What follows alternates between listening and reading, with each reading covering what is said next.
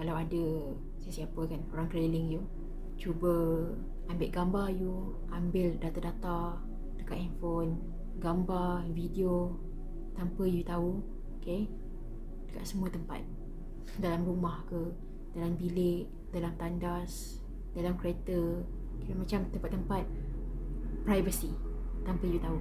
You kena tahu tak ada siapa boleh kawal you kalau you tak bagi diorang kawal.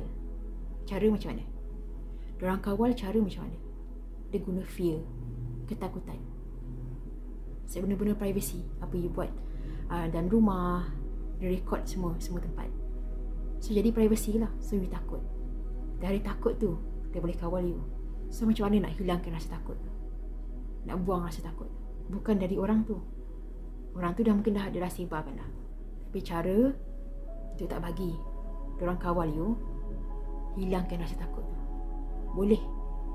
Kenapa you rasa takut? You masih buat benda yang sama ke? Sebab tu rasa takut. Tapi kalau you dah tak buat apa you buat dalam video tu, dalam gambar tu, dalam apa yang diorang record semua tu, you dah tak buat. Tak kisahlah video tu 15 tahun lepas, 10 tahun lepas, 5 tahun lepas, 3 tahun lepas, tapi you tahu you dah tak buat benda tu. So diri you dengan diri you maafkan diri sendiri dan belajar dari kesilapan tu. You dah tak buat benda yang sama. Lepas tu lepaskan dan jalan ke depan. Masa tu perasaan takut tu hilang perlahan-lahan. Buat cara macam ni.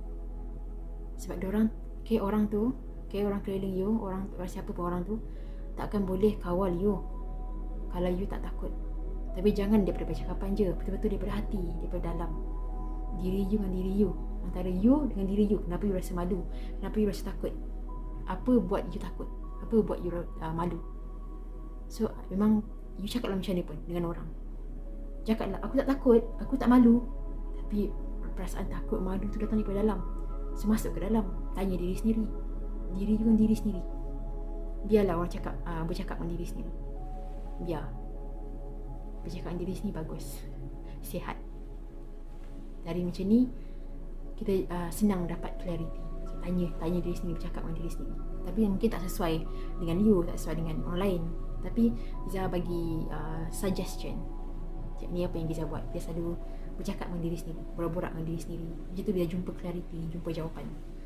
Tapi cara you macam mana? Tapi boleh cuba. Kan borak-borak dengan diri sendiri, bercakap dengan diri sendiri.